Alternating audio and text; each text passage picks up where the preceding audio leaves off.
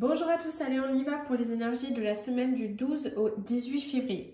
Alors, la carte qui nous représente et qui va nous donner un peu la matière, on va dire la couleur de cette semaine, c'est ce 10 d'épée, c'est l'énergie dans laquelle on est actuellement. Aujourd'hui, on traverse une période de profonde transformation, vous devez le sentir, mais surtout, plus que ça, c'est de conclusion. Je m'explique. Là, on est en train de laisser de la place, en fait, une place nécessaire pour comprendre et accepter ce qui se passe actuellement dans nos vies et d'où ça vient. Il y a une notion de passé aussi qui refait surface, de blessure. Alors, vous pouvez avoir perdu peut-être une personne, vous pouvez avoir une rupture, vous pouvez avoir peut-être un projet professionnel qui ne se concrétise pas, peut-être un projet aussi de maison. En tout cas, il y a quelque chose qui est latent, qui est difficile, qui est compliqué, qui est presque de l'ordre de la perte. Donc, ce qui est difficile, c'est de se dire, voilà, je reste ouvert à un nouveau départ. Pourquoi? Il y a quelque chose là, comme si on parlait des blessures, et ces blessures qui, quelque part, portent en nous le récit de nos plus grandes forces. Elles éclairent aussi nos capacités intérieures. Et c'est ce qui est en train de se passer là. Il y a quelque chose qui pointe et qui met le doigt et l'accent sur vos forces et ce que vous êtes capable de faire, même si ça fait mal. Alors, on va rentrer dedans, on va voir pourquoi. Là où vous allez, c'est l'as de pentacle. Vous avez décidé de prendre un chemin qui est plein d'ambition parce que cet as de pentacle, il représente quelque part une source de possibilités infinies. Ça révèle un petit peu la matérialisation de toutes les ambitions sensées qu'on peut avoir, les choses merveilleuses qu'on a dans la tête, qu'on a envie de mettre en place. Cet as, il instaure quelque part un peu, vous savez, une base, comme un terreau un peu, d'où vont fleurir un petit peu la santé, l'abondance, les choses que vous voulez absolument toucher du bout du doigt. C'est vraiment, on vous dit, regardez, le succès à portée de main. Ça veut dire que c'est là où vous allez. Même si c'est compliqué, même si vous êtes à plat, même si en ce moment il y a des défis, il y a des difficultés, il y a un genou à terre, c'est ok, on démarre l'année, l'année elle a démarré en pleine trombe. Donc c'est vrai que quelque part, l'as de pentacle, qu'est-ce qu'il nous dit? Il nous dit que on est vers les premiers pas d'un chemin qui est chargé de détermination et de dévouement. Cette carte, elle porte en elle, en fin de compte, la promesse d'issue favorable. C'est un beau présage. Donc, c'est vers là où on va. Même si actuellement, c'est nébuleux et que le chemin n'est pas hyper clair, on sait qu'il y a quelque chose qui va émerger. Il faut rester accroché à cette idée positive. Vous voyez, on a quand même deux aubes, ça veut dire quelque chose qui monte en puissance, qui vient tranquillement et qui apporte de la lumière là dans tout ça. La carte qui va nous aider, étrangement, c'est la 9 d'épée. La 9 d'épée, c'est quand on est un peu fatigué, qu'on a tendance, vous voyez, à broyer du noir et à regarder un peu le nombril, comme je dis souvent. Donc, en fin de compte, là, ce qui va nous aider, c'est justement, peut-être encore une fois, avec cette notion d'aube, cette notion de quelque chose qui se lève, de rester confiant et ouvert à quelque chose qui va de toute façon émerger et qui va arriver. Cette carte, elle apparaît en fin de compte quand, comme je vous dis, on est un peu épuisé et que c'est le moment de faire peut-être le bilan de tous les sentiments là qui font surface. Ok, y a un rêve qui se manifeste petit à petit.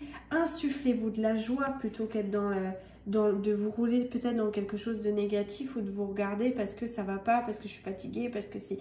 Là, il faut se donner de la joie et des pensées positives pour se booster et aller à la phase suivante. Du coup, de cultiver nos rêves et peut-être d'entretenir encore une fois justement plus les pensées positives et les choses qui nous font avancer plutôt que les événements du passé qui nous font en gros reculer et regarder en arrière. Ça ne sert absolument à rien. D'ailleurs, la carte du défi est très parlante puisqu'on est dans la 2 de pentacle. La 2 de pentacle nous indique que tous les rôles et les responsabilités là qu'on a actuellement nous pèsent. Voilà, c'est clair.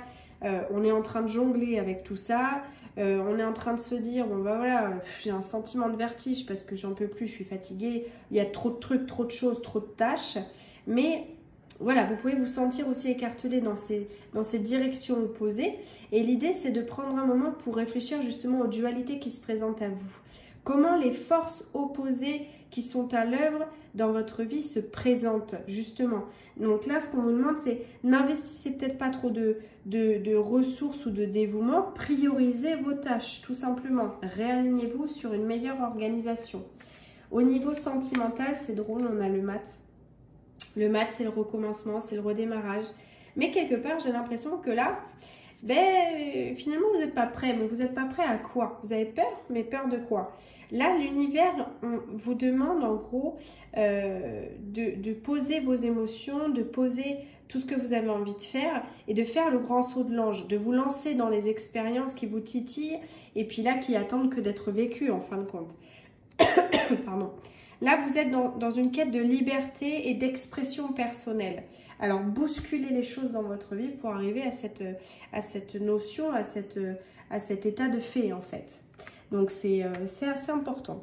On a quand même ces deux arcanes majeurs, vous voyez, dans la vie sentimentale et dans la vie professionnelle. Hein.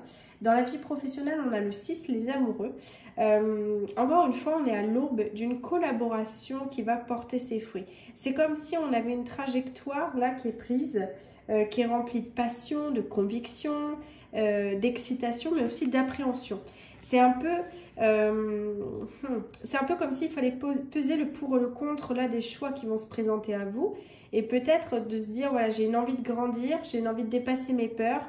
Bon, il y a des lacunes, il y a des choses difficiles, mais je prends en fin de compte des décisions qui sont durables, efficaces. C'est vraiment ce qui ressort. Pardon, excusez-moi, je vais choper une grippe terrible. Le bilan de tout ça, c'est la métamorphose. Et bien finalement, dans toute cette difficulté, ce qui nous amène à la métamorphose, c'est cette envie de changement.